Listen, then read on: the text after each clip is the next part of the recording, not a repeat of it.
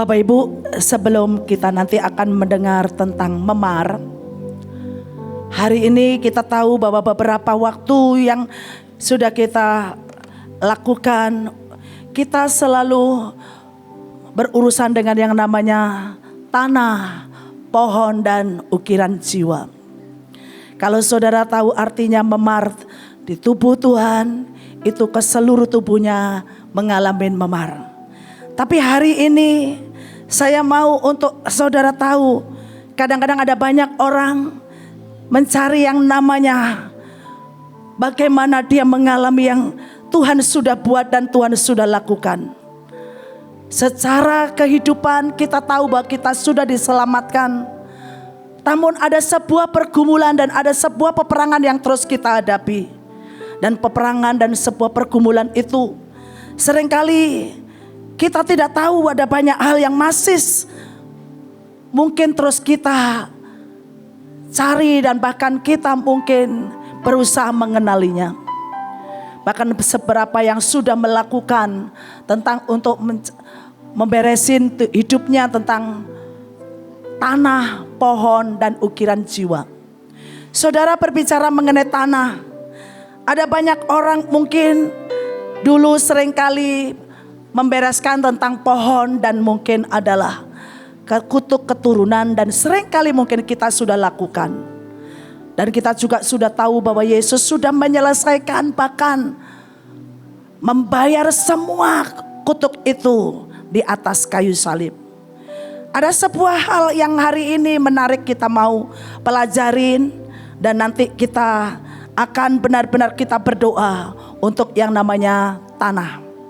Saudara, tanah itu berbicara mengenai kalau kita mulai kenali atau kita ketahui, tanah yang awal dikutuk itu berdampak hingga saat ini.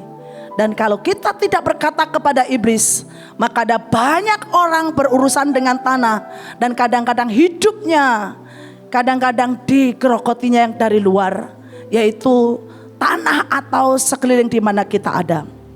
Ada firman Tuhan yang mengatakan bahwa kalau kita berbicara mengenai tanah yang dikutuk, awal dari tanah itu dikutuk pada saat Hawa mendengarkan apa yang dikatakan oleh ular itu.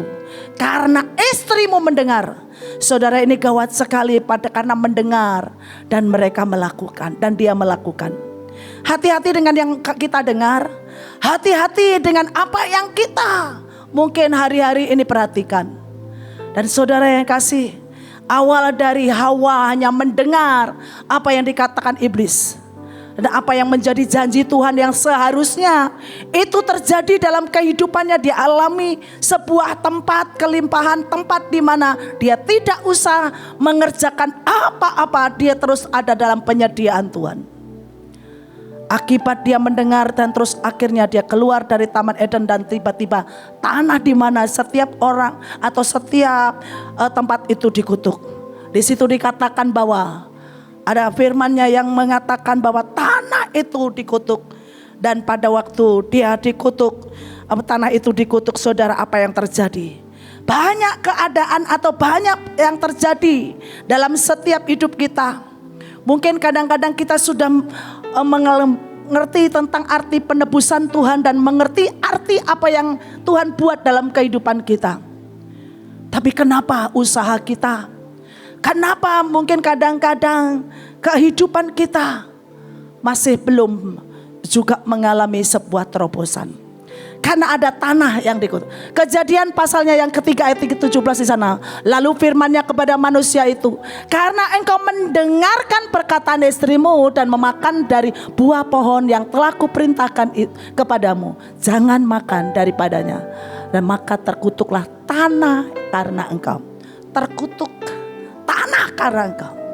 Saudara, tanah itu tempat di mana kita berpijak, tempat kita mungkin mengerjakan sesuatu, tempat kita tinggal, bahkan tempat kita mungkin mengerjakan apa yang Tuhan percayakan. Mungkin seringkali dulu kita tidak pernah bereskan tentang tanah, dan kita tidak mengerti kenapa dikutuk, kenapa kita bereskan hari-hari ini. Ada sebuah mungkin adalah penyelidikan yang saudara mungkin dari kota-kota Setelah saya pelajari, saudara, saya ini dari Jawa Timur, Malang dan Surabaya. Kalau Malang, saudara, ya saya tidak mau dengan kata lain Malang itu menjadi Malang. Harus diganti dengan kata lain adalah ya kita Shalom, dikata menjadi kota Shalom, pembawa damai, dan damai tidak Malang. Nah saudara, terus saudara itu spiritnya saudara tahu Singo Edan. Wah, dan dia kata kalau marah gawat. Dan suatu waktu saya ngerti itu ya. Saya itu dulu kalau marah, saya pernah marah dengan sepupu saya atau adik keponakan, maksudnya keponakan saudara, itu sadis kemarahan saya. Dan orang-orang itu sekarang gak percaya kalau saya itu pernah pemarah. Nah saudara yang kasih, ternyata saya tahu ada apa. Saya memperhatikan. Dan pada waktu lihat Jawa Timur, Suro dan Boyo, saudara kelihatannya bagus ya, Suro dan Boyo deketan. Tapi saudara tahu itu, dia itu perang dingin, diem, elit perangnya. Tapi tidak tanya karena dia sedang musuhan. Kalau saudara tahu tentang legendanya Suro dan Boyo, itu ya orang yang muda, yang pinter-pinter, terus akhirnya dilatih oleh gurunya, dan terus akhirnya detik dia sudah tinggal satu kepintarannya yang gurunya miliki. Dan saudara tiba-tiba ada suatu twingnya apa saudara? Dia lihat seorang wanita dan gak tahu dia harus menjadi jodohnya siapa. Yang terus akhirnya Suro dan Boyo itu berebut dan berantem yang ada di laut itu. Dan saudara yang kasih, dan akhirnya tidak mendapatkan ya, mereka gak mendapatkan didikan yang istilahnya kalau mereka belajar pamungkasnya gurunya yang akan diberikan itu. Saudara, dan banyak akhirnya spiritnya apa? Terpotong destiny-nya. Karena apa? Tidak menerima dengan maksimal. Dan inilah saudara, kalau ini hanya baru yang saya sebutkan Jawa Timur dan kota saya. Dan saya tahu beberapa saudara sudah mempelajari kota dan juga mungkin provinsi bahkan pulau. Bahkan seperti saya mulai searching Jawa, kutub pulau Jawa. Waduh ya saudara, ini dan itu dan ini, dan saya hanya katakan saudara, terus saya lihat dengan pulau Sumatera, pulau Kalimantan, pulau ya Bali dan juga NTB. Tanah di mana kita berada, kita itu bereskan. Tapi pada waktu kita bereskan ini hari, tiba-tiba pada waktu kita supranatural dan berdoa, dan terus apa yang akan kita katakan kepada Tuhan, atau kita melakukan apa untuk supranatural. Memang nanti saudara akan memakan yang ini tadi sudah dibagikan, tapi sebelumnya saya menerangkan terlebih dulu ya, saudara berurusan dengan yang tanah itu tadi. Nah tanah terkutuk, kalau saudara tempat saudara berdiri aja, kalau saudara gak memahamin itu dikutuk. Nah makanya ada firman lain juga mengatakan bahwa pada waktu engkau orang yang mengerti tentang hukum, ketetapan, dan juga mengerti tentang iman, dan mengerti tentang apa yang engkau sudah terima dari Tuhan, tanah yang kau injak itu diberikan Tuhan kepadamu. Nah ini ada masalah. Sekarang tanah yang diberkati, tanah yang diberkati. Kita tahu ada tanah-tanah yang mungkin terkutuk, dan tanah mungkin yang kita kerjakan itu sangat sulit untuk mendapatkan hasil. Tadi ada beberapa, kalau saudara mungkin enggak sempat membawa suratnya atau ininya, saudara foto ya. Saya juga membawa foto lahan yang gede sekali ya, yang katanya lahan baru. Ya, semua kan pada nanya lahan baru ini kayak mana. Dan kita mau yang belakang, yang di belakangnya kecapi, kita minta itu, dan saya nanti itu diangkat saudara ya, supaya tanah di mana lahan baru yang Tuhan beri. Nah saudara yang kasih, kembali kepada ya, tanah yang diberkati. Aku akan membuat engkau menjadi bangsa yang besar dan memberkati engkau serta membuat namamu masyhur, dan engkau akan menjadi berkat. Aku akan memberkati orang-orang yang memberkati engkau dan mengutuk orang-orang yang mengutuk engkau, dan oleh semua kaum di muka bumi akan mendapat berkat. Saudara yang kasih, sekali lagi kita tahu apa yang sekarang ini kita yang telah dikerjakan oleh Tuhan. Kutuk itu ya dilakukan pada waktu ketidaktaatan Hawa dan akhirnya tanah terkutuk. Namun Yesus sudah mati dan mengatakan bahwa menguduskan semua hidup kita dan juga utang darah atau tanah yang istilahnya terkutuk dikuduskan. Nah, masalahnya hari ini kalau kita tahu bahwa ada tanah yang diberkati di mana kita berdiri dan di mana kita tahu bahwa kita sedang merindukan ada sebuah berkat yang Tuhan berikan buat kita. Mari kita akan terus next. Di sini dikatakan bahwa tanah yang diberkati, sebab Tuhan Allahmu membawa engkau masuk ke dalam negeri yang baik, suatu negeri dengan sungai, mata air dan danau yang keluar dari lembah-lembah dan gunung-gunung, suatu negeri dengan gandum dan jelainya, dengan pohon anggur, pohon ara dan pohon delimanya, suatu negeri dengan pohon zaitun dan madunya. Saudara, tanah juga berbicara selain adalah tanah secara fisik, adalah tanah hati. Bukankah dikatakan di dalam firman Tuhan tanah hati? Nah saudara, kalau kita sudah tahu tentang hati kita hari ini ditembusi oleh Roh Tuhan dan kita menerima berkatnya dan hati kita menjadi hati yang baru, ya hati yang baru. Dan saudara juga akan harus berkata tanah yang baru. Sekalipun mungkin saudara mungkin punya rumah yang sudah lama, tetapi begitu saudara masuk dan saudara itu yang lama sudah berlalu, yang baru sudah datang. Ada sebuah kekuatan dan otoritas detik saudara berdiri di sebuah tempat dan saudara mengatakan bahwa yang lama sudah berlalu, yang baru sudah datang. Saudara harus sering memperkatakan itu kepada Tuhan. Ada banyak kadang-kadang kita itu hanya tahu dengan sebuah pengertian bahwa kita sudah diselamatkan. Tapi hari-hari kadang-kadang kita seringkali masih mengalami sebuah kesulitan yang terjadi dalam kehidupan kita. Karena kita itu hanya menghidupin bahwa kita sudah diselamatkan. Padahal pada waktu kita tahu tentang arti tentang penebusan Tuhan, Dia menebus dunia ini. Dan kemanapun engkau pergi, engkau membawa dampak. Sehingga tanah yang kau injak, bahkan setiap usaha yang engkau kerjakan, itu tidak ada kutuk. Itu seringkali kita tidak koneksikan atau kita tidak paham tentang hal itu. Sehingga kadang-kadang kita hanya aku sudah diselamatkan, tapi kesulitan demi kesulitan sering terjadi. Saya itu sebelum saya punya rumah, saya itu berkali-kali ngontrak. Dan seringkali pada waktu saya setiap ngontrak, saudara, selalu orang itu berkata, rumahnya adem, rumahnya enak. Dan karena apa saudara? Setiap saya berdiri di tempat di mana saya ada, saya akan mengatakan, Tuhan engkau yang menjadi raja dan Tuhan atas tempat ini. Setiap yang berurusan dengan yang mungkin pernah nempati dan tinggal di sini, ya tidak ada urusannya, dan aku katakan bersih karena aku yang menempati ini adalah orang yang dikuduskan oleh Tuhan.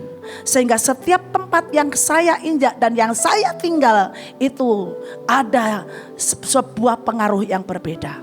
Hari ini saya tidak tahu, ya, bukannya saya tidak mau kadang-kadang mendoakan rumah orang. Tetapi hari ini kalau saudara menangkap dengan iman, aktifkan iman saudara, aktifkan sebuah kekuatan yang Tuhan sudah beri, dan aktifkan dan lakukan sebuah penetapan.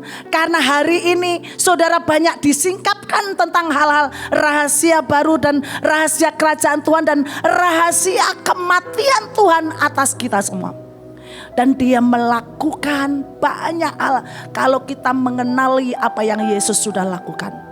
Dia bukan hanya melakukan untuk sebuah keselamatan jiwa, tapi Dia melakukan sebuah urusan di mana engkau berada, membuat sebuah dampak. Saudara, mari tangkap hari ini karena kita sangat penting sekali, atau kita sangat rindu, bahkan Tuhan sendiri yang terlebih dulu merindukan kita untuk kita mendapatkan sesuatu yang dirindukan oleh Tuhan atau yang disediakan oleh Tuhan. Saudara, saya tidak tahu, mungkin saudara sedang membawa foto, atau sedang saudara bahkan membawa surat, atau sedang saudara membawa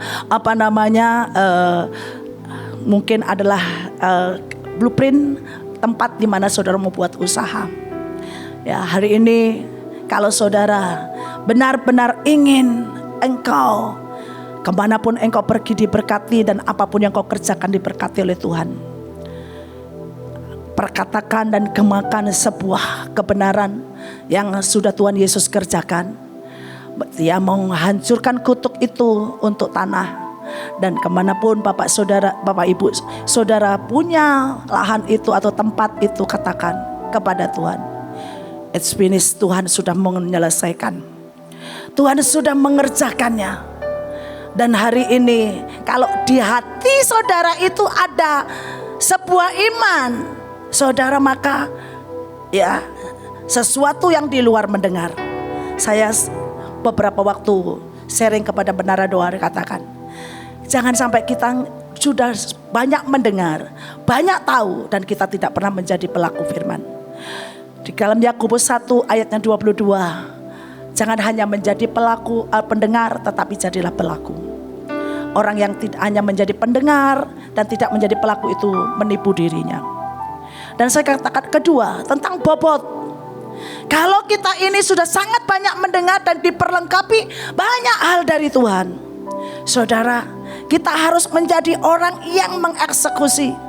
Dan ada banyak orang kadang-kadang mendengar tetapi tidak pernah mempraktekkan. Praktek itu bagian dari kita menjadi orang yang menghidupinya, dan kita menjadi orang yang didapati bobotnya.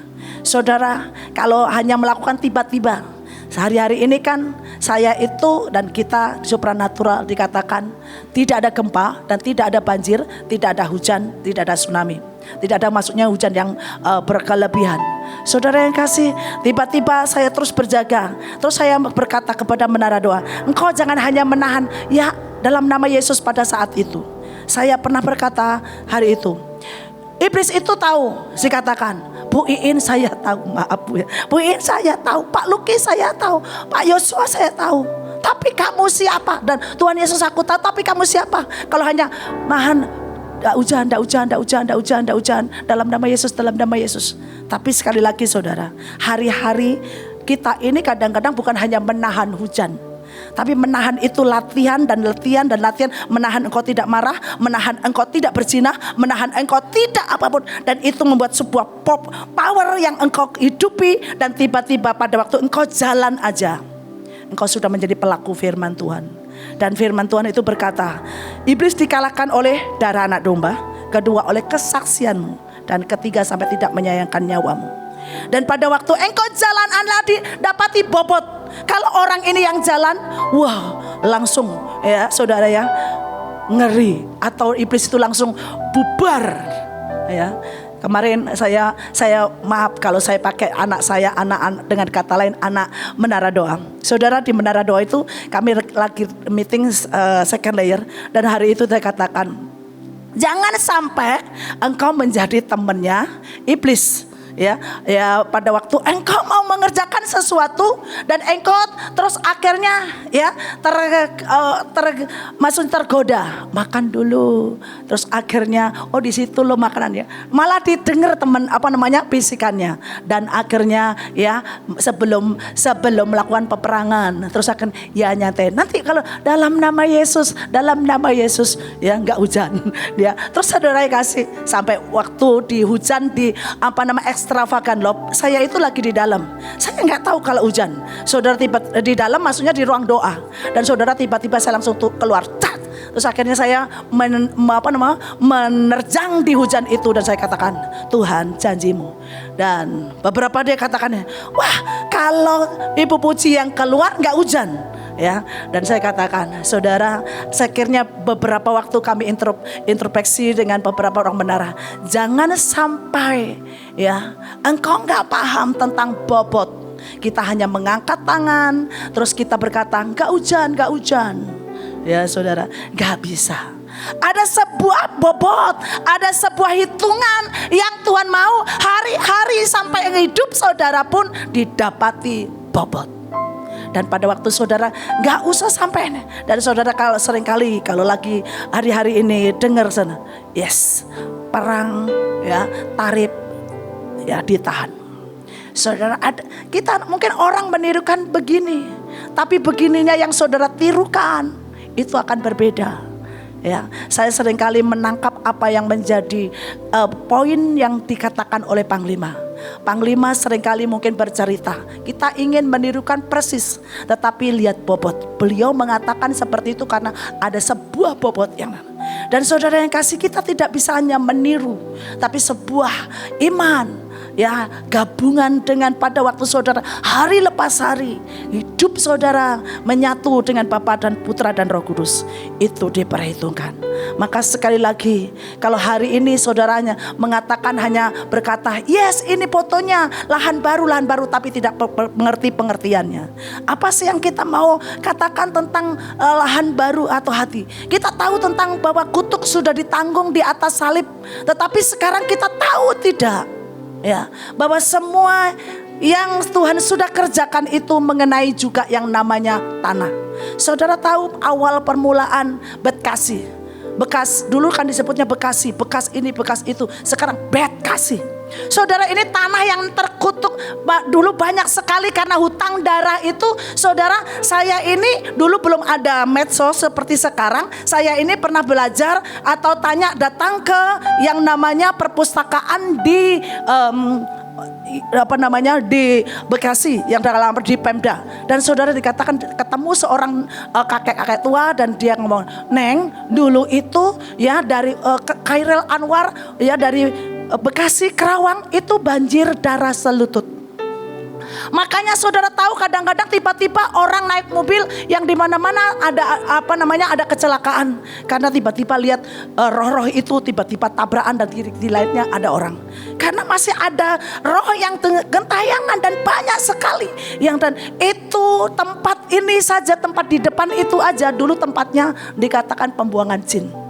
Dan saudara yang kasih, betapa kotornya. Tetapi ada seorang yang berdiri, yang dipilih oleh Tuhan, Panglima I.N. Cipto, yang Tuhan sudah pilih khusus, dan berkata, begitu berdiri untuk Bekasi, semua kenajisan, semua kutuk Bekasi sudah dibereskan. Saudara, tidak ada lagi kutuk yang namanya kemiskinan, dan tidak ada lagi kutuk kebodohan. Beliau punya yang namanya dulu, maksudnya kita punya namanya gambar hati. Gambar hati itu, dan misi visinya pertama kali, visi misinya Mahanaim itu adalah mengentaskan kemiskinan, mengentaskan kebodohan. Dan itulah makanya pada waktu beliau berdiri dan mengatakan itu, karena yang bodoh makanya masuk ke rumah singgah supaya tidak bodoh. Dan yang lapar hari itu masuk ke rumah singgah, kasih makan supaya tidak kelaparan. Dan detik melakukan hal yang kelihatannya kecil, dampaknya ajaib. Karena ada orang yang mengerti tentang arti kutuk yang namanya kota, dan kutuk yang namanya mungkin adalah daerah. Saudara, saya tidak tahu, Bekasi dikenal dengan kutuk kemiskinan, kutuk kebodohan. Tapi hari ini di mana-mana, dan kita di tempat ini akhirnya punya sekolah, mencetak banyak orang menjadi pintar, dan tidak ada yang bodoh di bangsa ini dan di kota ini. Bahkan tidak ada yang miskin di kota dan di bangsa ini. Itu Yesus lahir atau Yesus mati untuk menebus itu semua. Hari ini sekali lagi saudara, kita mengingat akan hal ini.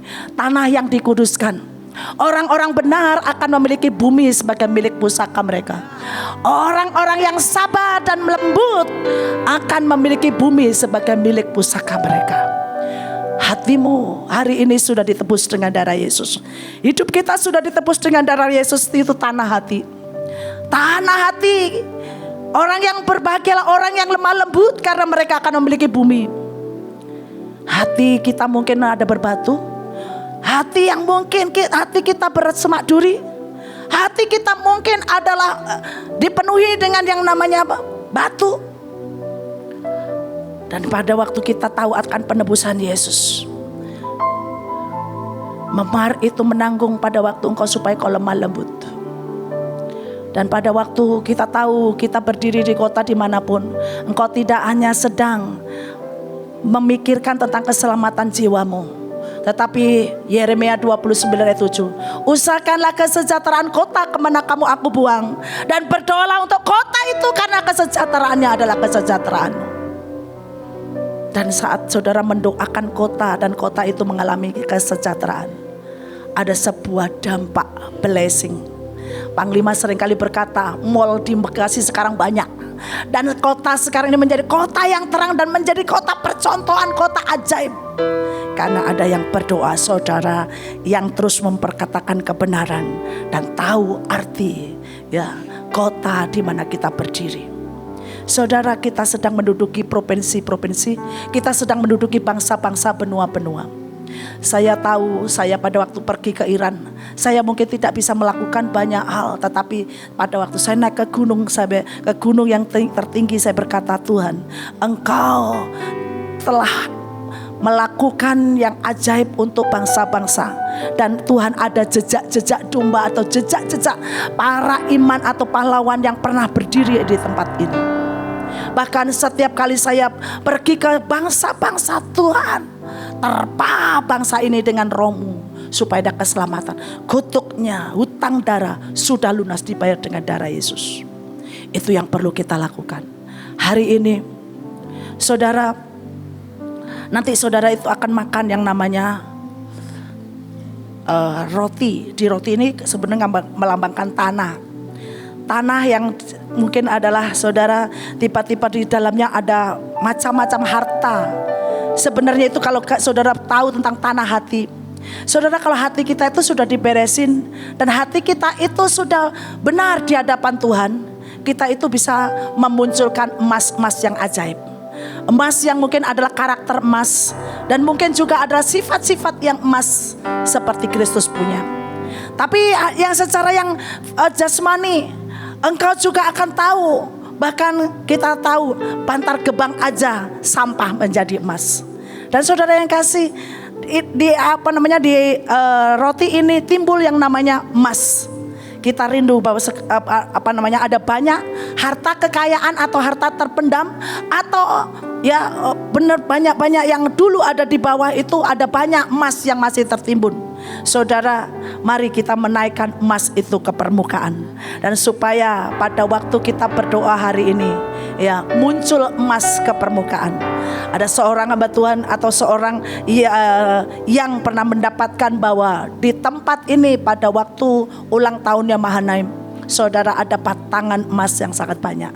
Dan sekali lagi saya mau berkata, hari ini saudara, mungkin usaha saudara mungkin adalah hari-hari ini atau hari-hari yang lalu mungkin mengalami kemacetan, atau mungkin mengalami stagnasi, atau juga mengalami kebangkrutan, atau mengalami kerugian.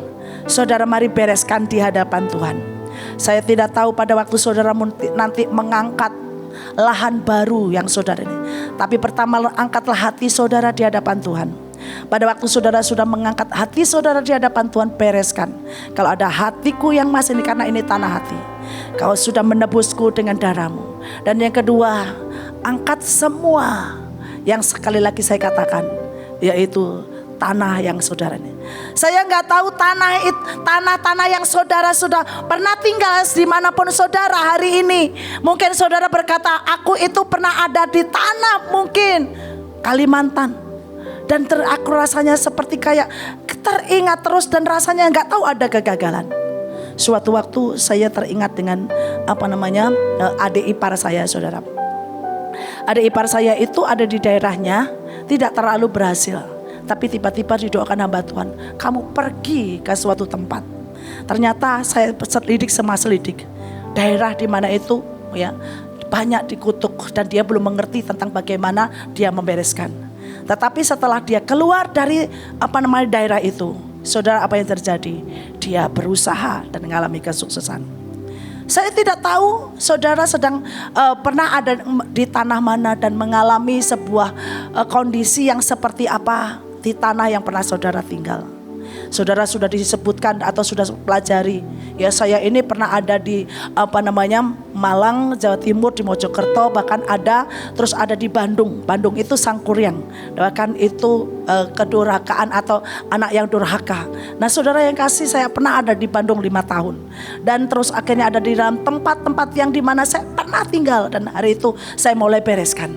Tapi saya katakan, sekarang Tuhan, kan kita ini juga kalau disebutkan kalau kita tahu tentang tubuh kita itu kan terbuat dari tanah dan debu gitu ya. Dan kita berdiri, kita ini sudah dikuduskan, dan tanah dan debu yang kita mulai katakan itu berkata bahwa tempat yang dimana aku berdiri dikuduskan.